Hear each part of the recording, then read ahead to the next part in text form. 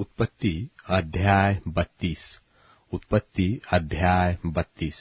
उसी रात को वह उठा और अपनी दोनों स्त्रियों और दोनों लौंडियों और 11 लड़कों को संग लेकर घाट से यब्बोक नदी के पार उतर गया, और उसने उन्हें उस नदी के पार उतार दिया, वरन अपना सब कुछ पार उतार दिया, और याकूब आप अकेला रह गया। तब कोई पुरुष आकर पह फटने तक उससे मल्लयुद्ध करता रहा। जब उसने देखा कि मैं याकूब पर प्रबल नहीं होता, तब उसकी जांघ की नस को छुआ। सो याकूब की जांघ की नस उससे मल्लयुद्ध करते ही करते चढ़ गई। तब उसने कहा, मुझे जाने दे, क्योंकि भोर हुआ चाहता है। याकूब ने कहा, जब तक तू मुझे आशीर्वाद न दे, तब तक मैं तुझे जाने न दूंगा। और उसने याकूब से पूछा, तेरा नाम क्या है? उसने कहा, याकूब। उसने कहा, तेरा नाम अब याकूब नहीं परंतु इस्राएल होगा, क्योंकि तू परमेश्वर से और मनुष्यों से भी युद्ध करके प्रबल हुआ है। याकूब ने कहा, मैं विनती करता हूं, मुझे अपना नाम बता।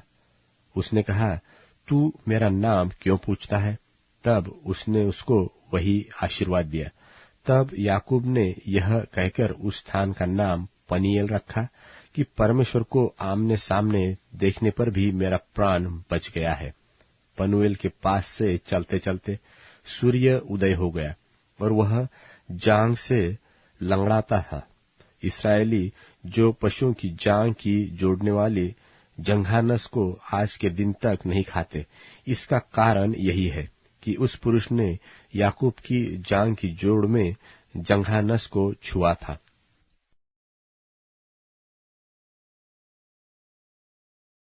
मत्ती रचित सुसमाचार 9वां अध्याय। जब वे बाहर जा रहे थे, तो देखो लोग एक गूंगे को जिसमें दुष्टात्मा थी उसके पास लाए, और जब दुष्टात्मा निकाल दी गई तो गूंगा बोलने लगा। और भीड़ ने अचंभा करके कहा कि इस्राएल में ऐसा कभी नहीं देखा गया।